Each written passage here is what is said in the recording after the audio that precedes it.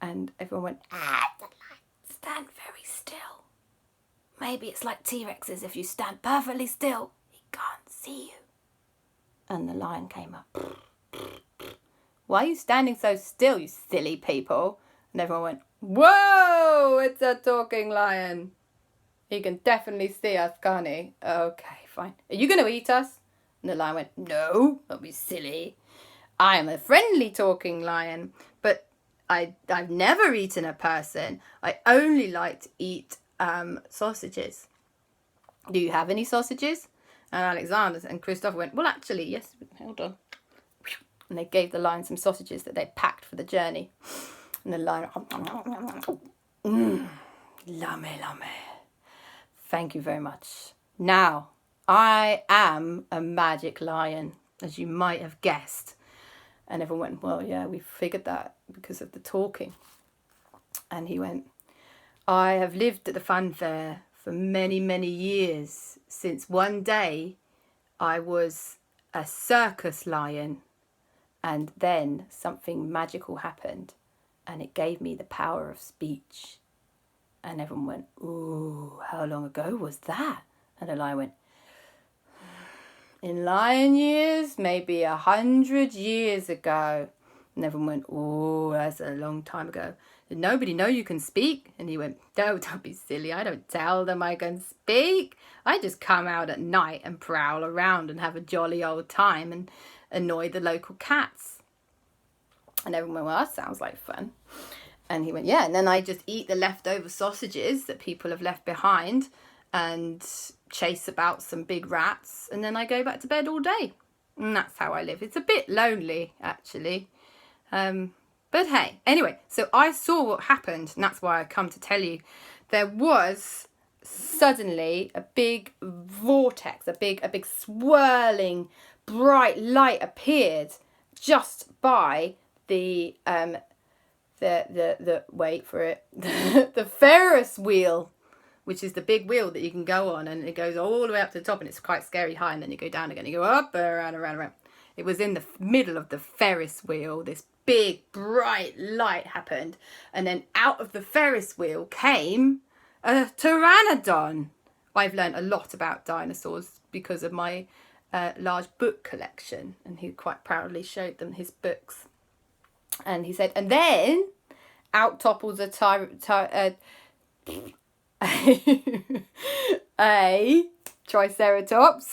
and then there was a whole little bunch of velociraptors. And there was that point I thought, well, I better take cover because they might want to eat me. So I hid away at that point.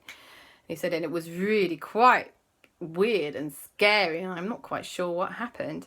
And Alexander and Christopher and I said, we saw the pteranodon. It was flying by our aeroplane.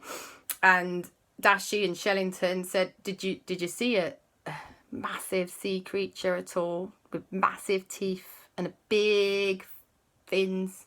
And he went, oh God, yeah, I forgot about the scary massive sea creature. Yeah, that one came out and went straight into the sea. And they went, yeah, we saw that one was really scary, actually. I didn't like that one.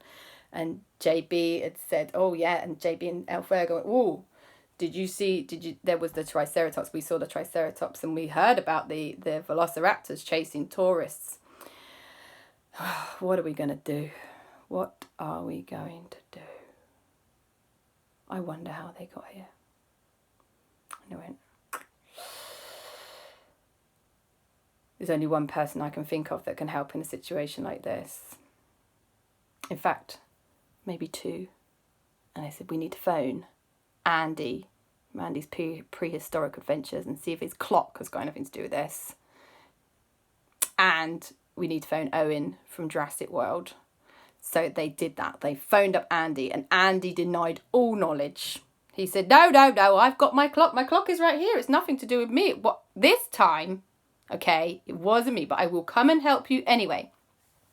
So he got on the fastest flight he could over to Mexico and came and joined them. And they phoned up Owen. And Owen said, well, we're not missing any dinosaurs. I don't know where they've come from. But we can always do with more dinosaurs. It's Jurassic World. We're not going to say no to dinosaurs.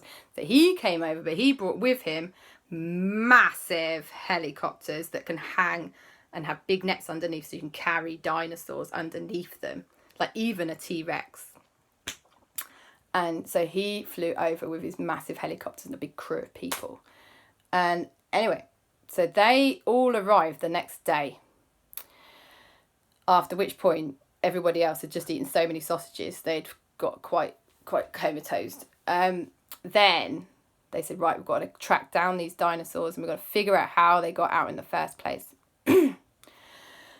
So, here's what happened next. Sky went up in her helicopter and tracked them all down. And she went, come in, Dashi, Shellington, JP, Christopher, Alexander, Auntie Lisa, and El Fuego, and Owen, and everybody. I should say come in, everybody. I spotted a Triceratops. He's still at the beach. Repeat, Triceratops, still at the beach. And so, down flew Owen and his big helicopter for catching things, and they scooped up the Triceratops. Yes, one down. Excellent. And they flew that Triceratops to Jurassic World, which was quite nearby, actually, as it happened. So, Triceratops sorted. Then, okay, I spotted the Velociraptors. They have circled round the local bar. There's a whole bunch of tourists inside. I think the Velociraptors want to eat them. And so quick as a flash, the lion and everybody ran down there and went, and all the Velociraptors got so distracted by the insulting pulling faces that they decided not to eat the tourists and instead to try and eat Alexander, Christopher, Auntie Lisa, Dashi, Shellington, JB, El Fuego, and everybody else. And they chased after them instead. And then they ran, and just as the Velociraptors were about to eat them, a big net scooped them up. Ha ha ha! They caught the Velociraptors. Now, they just had to catch the Pteranodon and that really big, scary sea creature, and then figure out how and what happens next. So, the Pteranodon was in the sky. That was a tricky business, but they had a plan. Pteranodons have to come down when they need to eat a fish. So, what they did was they got some fish and they dangled it. Here, Pteranodon, and the Pteranodon went, ooh, fish. Yum, yum, yum, yum, yum, yum, yum. And the fish was in a net, a big net, and just as the Pteranodon flew down, the net went, caught Pteranodon, and Pteranodon went, hey. Oh, I was really annoyed. And they flew the Pteranodon over Jurassic World. Done. And then there was just the ginormous, enormous, scariest sea creature ever seen. And that was going to be a bigger problem, being in the sea and all.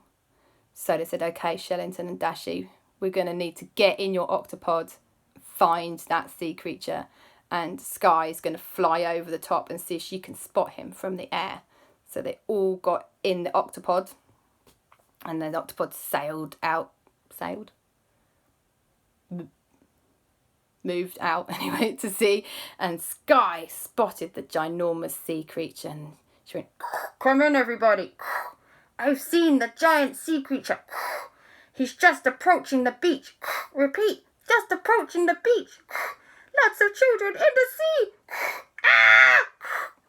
And everyone went, ah!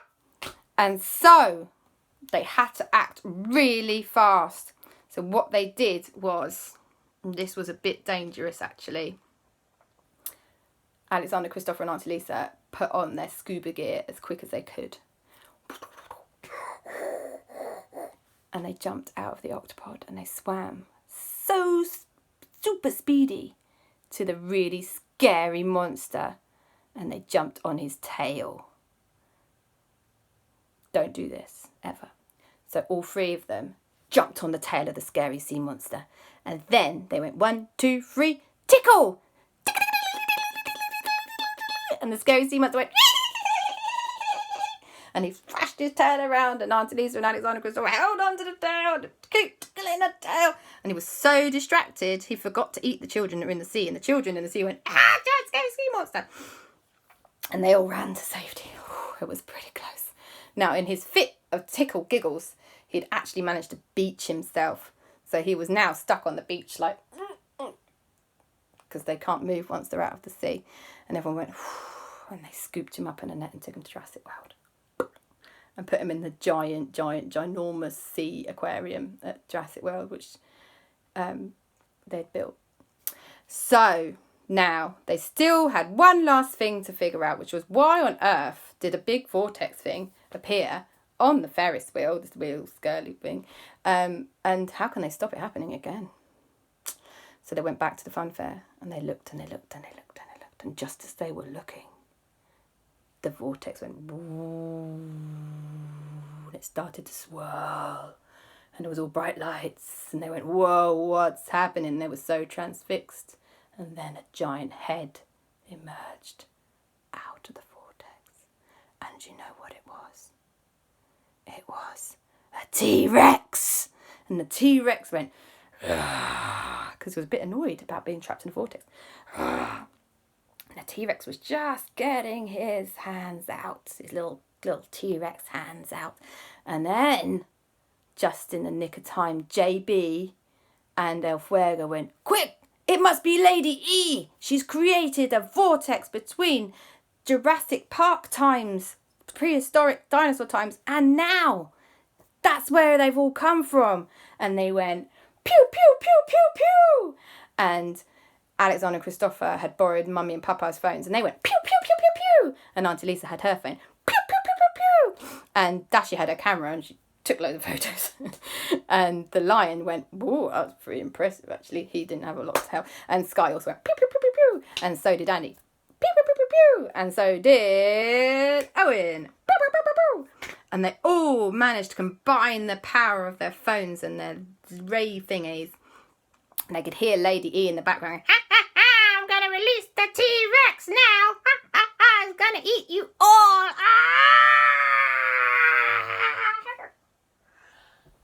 And her final scream faded. Just in the nick of time, the vortex swirled back in on itself. And it was gone. And so was the T-Rex. What a relief. They had shut the vortex to prehistoric times. And everyone went, hooray! High five! Poo, poo, poo, poo, poo, poo, poo. And they high-fived everybody. And wow, the fun fair opened back up, and they had the best fun fair party you could ever imagine in your lives. Everybody came, all the Octonauts, all the Paw Patrol, Owen and Claire, Andy and Hattie. They invited Chad and Drill, and the lion was there, and everyone went, whoa, talking lion? You should have your own TV show. And he went, really? Oh, lovely. And that's what the lion did for the rest of his life. He became a TV show host. And they all celebrated and danced the night away and ate loads of ice cream. And that is the end of the story. Love you. Bye-bye. Don't forget to click like and subscribe.